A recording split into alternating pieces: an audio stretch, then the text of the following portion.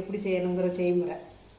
கோஸு, ஒரு சின்ன கோஸு, அப்புறம் ஒரு வெங்காயம், பெரிய வெங்காயம் ஒன்று கழுவி இது பண்ணிக்கட்டணும், 3 மிளகாய், 2 பூண்டு, கொஞ்சம் கருவேப்பிலை, 1/2 டீஸ்பூன் மஞ்சள், 1/2 டீஸ்பூனு ஜீரகம், 1/2 கப்பு தேங்காய், அப்புறம் 2 முட்டை, கொஞ்சம் தேவைக்காக உப்பு.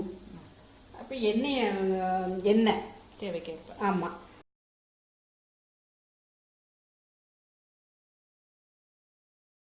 அடுப்பில் வச்சுட்டு எண்ணெய் காய விடணும்.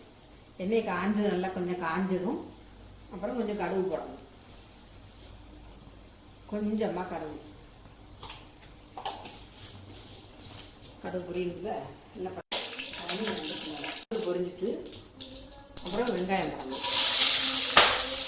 அப்புறம் மிளகாய் போடணும், அப்புறம் கருவேப்பிலை, வெங்காயம் போட்டு வதக்கணும். கொஞ்சம் வதக்கிட்டு அப்புறம் கோசை வச்சுக்கணும்.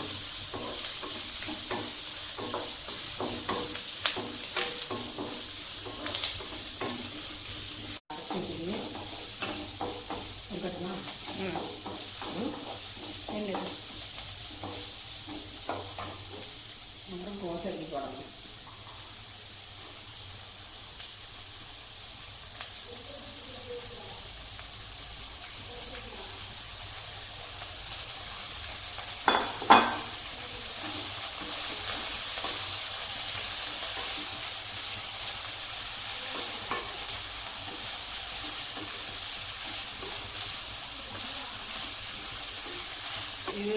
உப்பு ஃபஸ்ட்டே போட்டுடலாமா?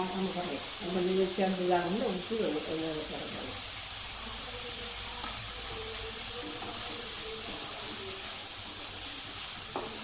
கொஞ்சம் நேரம் ஆகும் வேக வச்சு.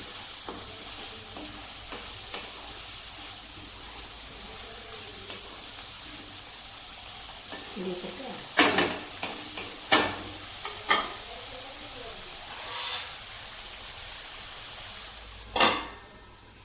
1/2 கப்பு, 2 பூண்டு, 1/2 டீஸ்பூன் மஞ்சள், 1/2 டீஸ்பூன் ஜீரகம், இது எல்லாம் போட்டு மிக்ஸ் பண்ணி லேசாக அடிச்சு வச்சுக்கணும். பரப்பராங்க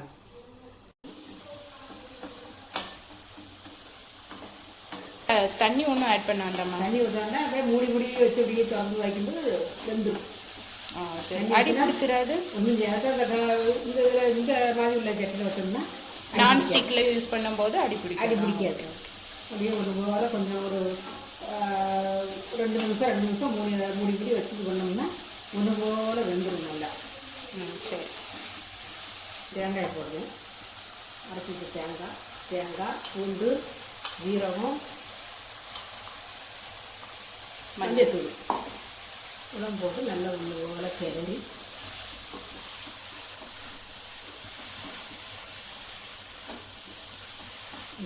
தேங்காய் அந்த வாசம் கொஞ்சம் குறைவானதும், ரா ஸ்மெல் போனதும் அதை இது பண்ணி ஒரு மணி அதுக்கு இழுக்கலாம்.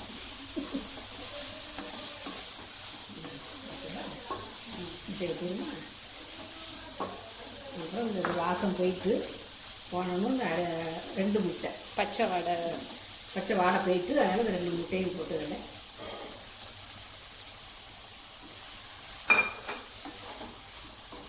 தண்ணியே ஊற்றக்கூடாது. தண்ணி ஊற்றியாச்சுன்னா அதுக்கு உள்ள டேஸ்ட்டு போயிடும். இதுனே அப்படியே கொஞ்சம் நல்லா அப்படியே கிளறி வச்சு இது பண்ணிட்டோம்னா பிள்ளைங்க விரும்பி சாப்பிடுவாங்க. சரிங்களா?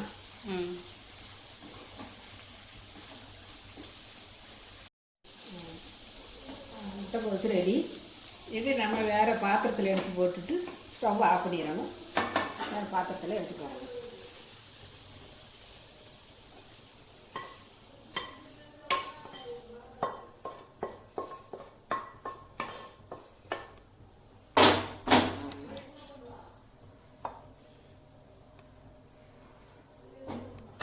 கொஞ்சம் டேஸ்ட்டு படுதுல நம்ம லேசு போட்டால் கூட